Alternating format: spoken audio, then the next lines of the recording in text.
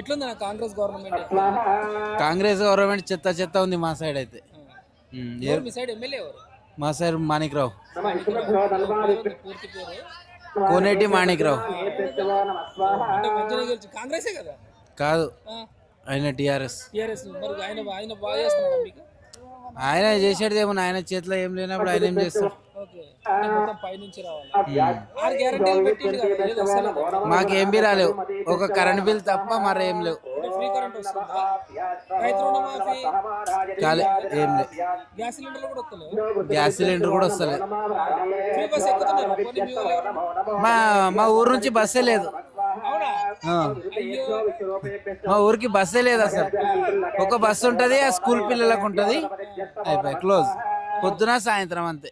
High school పిల్లలకి. అంటే KCR government వస్తే మంచిగా ఉంటుందా? వస్తే మంచిగా ఉంటుందో లేదో చేస్తే తెలుస్తుంది. ఇలా సడన్ ఎలక్షన్లు వచ్చినాయి అనుకో, రావు అవి కావు అవి. రేవంత్ రెడ్డి బాగా చేస్తలేడా? మా సైడ్ అయితే చేస్తలేడు, చేసిన వాళ్ళకి మస్తు అవుతుంది.